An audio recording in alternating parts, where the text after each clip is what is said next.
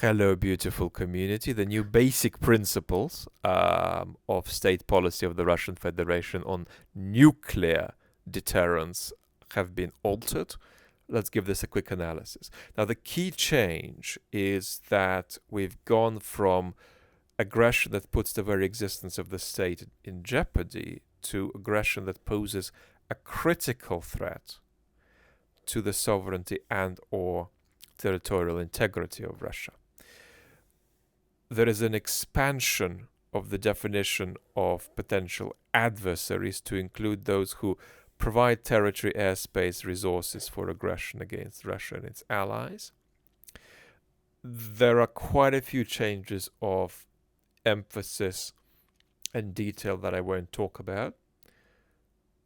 For instance, one thing that's changed is that the word exclusive has gone from the previous document, which talked about the use of nuclear weapons being exclusively a means of deterrence. Now it's just a means of deterrence.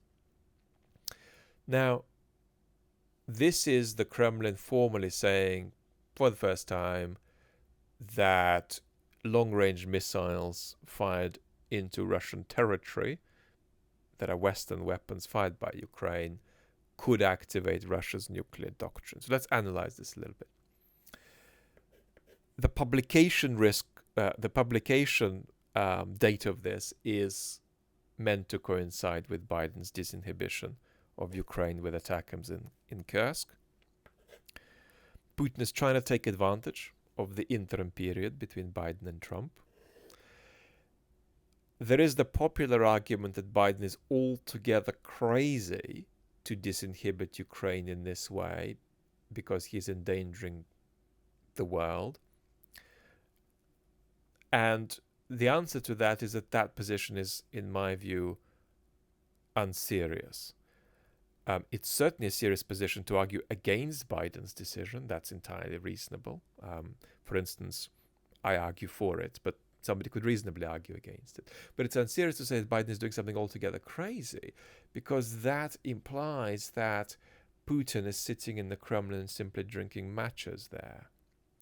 Whereas in fact Putin is escalating against Ukraine and against the West. And the President of the United States has to do something, which is why reluctantly, gratingly, Biden has said, let's do this. So you can't treat Biden's decision in isolation from Russian escalation. And this is a personal conversation really between you and me, in my role as a very minor public intellectual. And I actually know that you are, if anything, inclined to be under-worried about nuclear war. So I don't need to reassure you too much. But some of you do need reassurance of my perspective. And that's all it is. It's just my perspective. And that's, of course, around the question of, is the risk of nuclear war now with this document out? Great. And in my analysis, the answer to that is no. It's beginning to get chilly, beginning to feel a little bit like Christmas. And no, I do not have a special exaggerated worry of a nuclear Christmas for the world. Does Biden's decision increase nuclear risk? Well, potentially yes.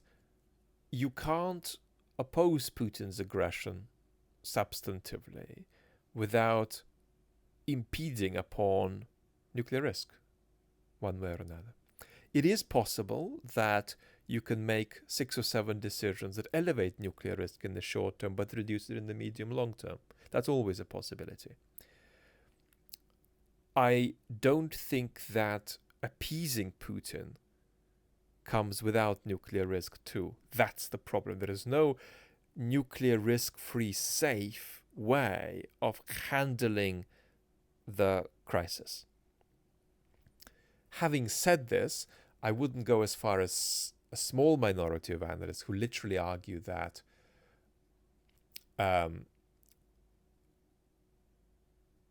standing up to Putin is in every case less dangerous than appeasing him, right? Because ultimately, the most dangerous scenario nuclearly is probably a scenario where Putin risks losing power. Is the risk of nuclear war therefore zero, as some people argue? No, it's not zero. We live in a complex human world and with a broken global order. So of course it's not going to be zero, because there are always uncertainties, and we don't know what Putin's actual red lines are. If we knew that, we would know if they'd changed. We don't know that the Kremlin knows what its nuclear red lines are actually until they're tested. And we don't know that they know how they might change their own red lines. And moreover, it's clear that most people in Putin's regime themselves have no clue about the red lines of that regime. So no, we don't want to say zero, because we live in a world of uncertainty. And of course, saying zero would mean that Putin and the human constituency of his regime aren't human, because simply human rationality and human psychology mean that any nuclear power has some red lines. Is there a risk for Putin of lowering his nuclear red lines so much that they lose all credibility? I certainly think there is that risk. I mean, that's entirely obvious, right? If you lowered your nuclear red lines to include a foreign leader being mean to you, that would discredit your red lines. So of course that threshold is somewhere there. However, my analysis is that on balance, Putin's red line posturing has been effective at deterring the West. And I think that this lowering of his nuclear threshold will look somewhat unserious to some analysts, because he's saying that he's implying that he's going to do something that he is not very likely to do at all. But I don't think that this discredits him, because on balance, this stuff still works. This stuff still works. And you're going to see a heated debate about Biden's disinhibition of Ukraine around the ATACMS as a result of this new document. And Putin is successfully achieving that. So I think that in the eyes of some analysts, this means they're losing credibility.